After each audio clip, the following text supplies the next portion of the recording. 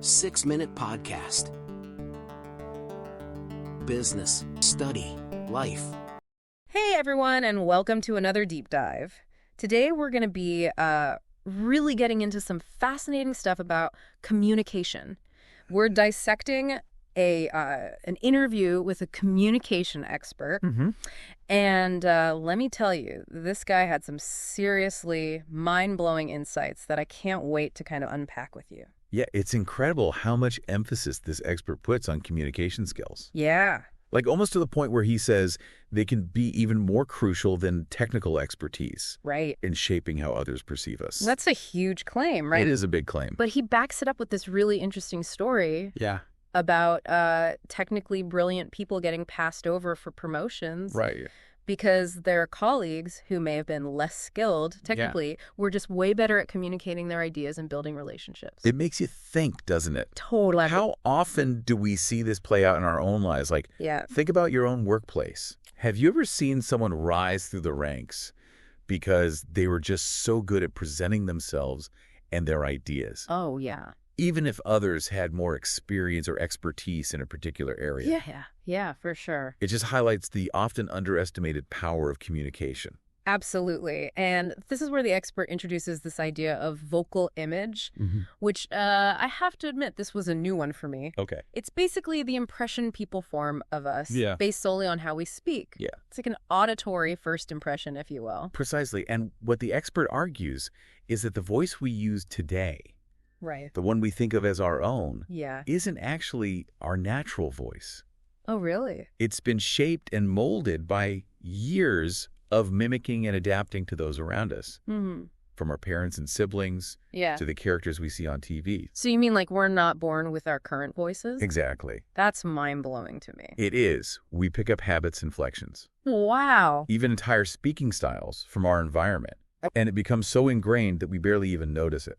So, okay, so if our current voice is like this patchwork quilt of influences, how do we start shaping it into something more, powerful and influential? That is a great question, and this is where the expert's 5 vocal foundations come into play. Okay. These are essentially the building blocks of a strong and impactful voice. Okay. He dives into each one in detail, but essentially it's about understanding how to use rate of speech, volume, tonality, pauses, and melody to create a more engaging and persuasive vocal presence. Right. Let's break down these 5 foundations. Okay. First up, we have rate of speech. Now, this isn't just about speaking quickly or slowly. Right. Exactly. It's about varying the speed of your speech to create what the expert calls auditory highlights. Okay. Think of it like reading a captivating book. You wouldn't read every sentence at the same pace. Right. You'd slow down for emphasis, speed up for moments of excitement, and use pauses to let certain points sink in. It's about creating a dynamic rhythm that keeps your listeners engaged and interested. So it's about being more deliberate with our pacing.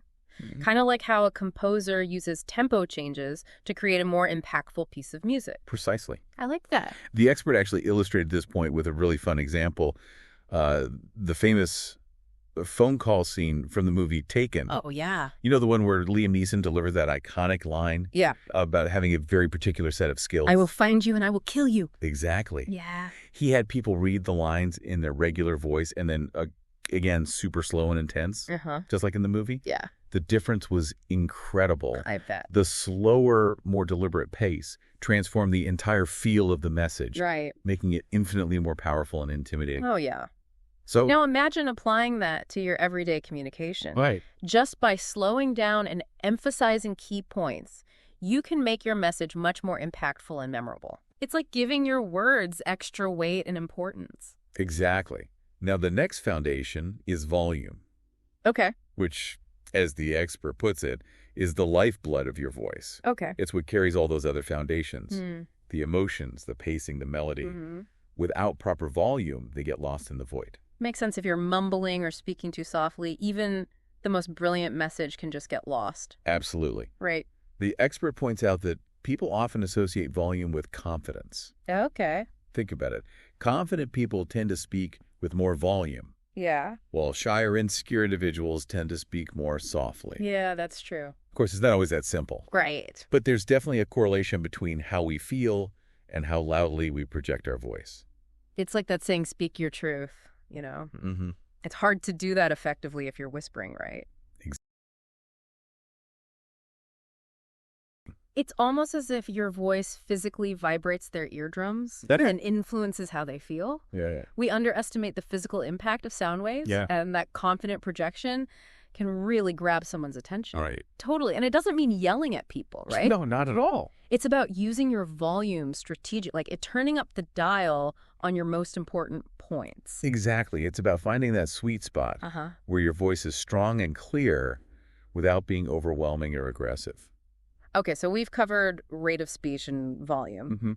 What's next on this vocal foundation journey? Next up is tonality.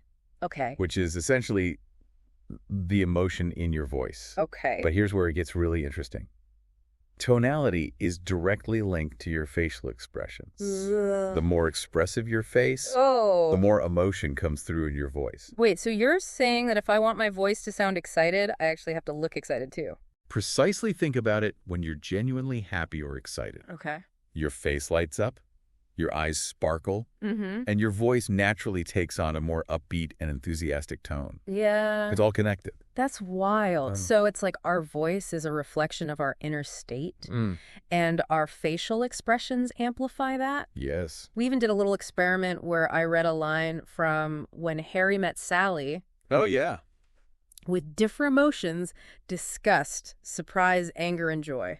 Oh, wow. Let me tell you, it felt a bit silly at first, but it definitely proved the point. It's amazing how much our facial expressions influence our vocal delivery. Yeah.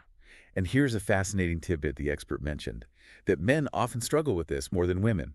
Oh, really? Because of societal conditioning that discourages men from being openly expressive with their emotions. Huh, that's something to think about. Right. If we're holding back our emotions, it's likely impacting our voices and how we come across to others.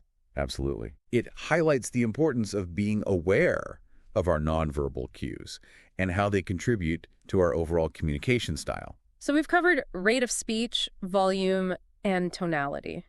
What are the final two foundations? The fourth foundation is the power of the pause.